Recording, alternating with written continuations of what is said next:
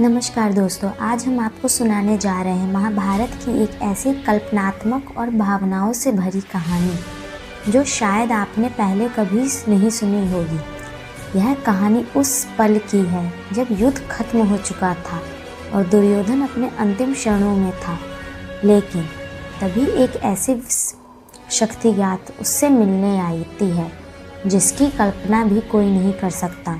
द्रौपदी। कुरुक्षेत्र का अंत। महायुद्ध समाप्त हो चुका था। चारों तरफ वीरों के शव पड़े थे। धरती खून से लाल हो चुकी थी। कौरवों की सेना पूरी तरह नष्ट हो गई थी और अब सिर्फ एक योद्धा बचा था, दुर्योधन।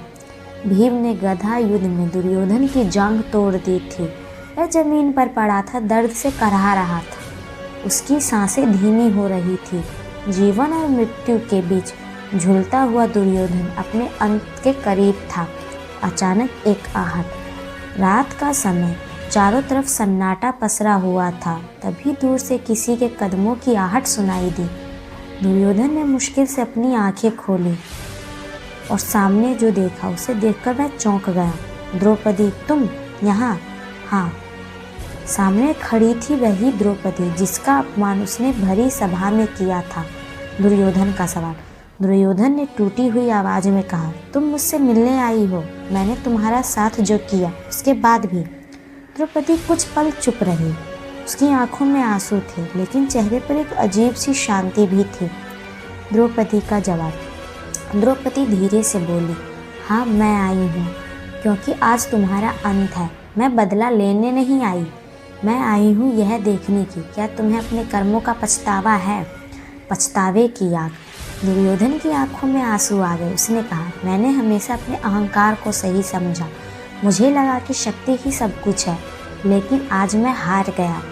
मैंने तुम्हारा अपमान किया और शायद वही मेरे विनाश का कारण बना। क्षमा का पल। द्रौपदी ने उसकी ओर देखा और कहा, दुर्योधन, तुम्हारे कर्म गलत थे, लेकिन आज तुम अपने अंत में हो। मैं तुम्हें दोष देने नहीं आई, मैं तुम्हें क्षमा करने आई हूँ। यह सुनकर दुर्योधन हैरान रह गया। जिस स्त्री का उसने सबसे बड़ा अपमान किया वही आज उसे माफ़ कर रही है। एक नई समझ। द्रौपदी ने कहा, यह युद्ध सिर्फ तुम्हारी वजह से नहीं हुआ। यह हमारे अहंकार, लालच और गलत फैसलों का परिणाम था। अगर हम सब ने पहले समय रहते अपनी गलतियों को समझ लिया होता तो शायद यह विनाश नहीं होता। दुर्योधन का अंतिम शब्द। दुर्योधन ने गहरी सांस ली और कहा, काश मैं यह बात पहले समझ पाता।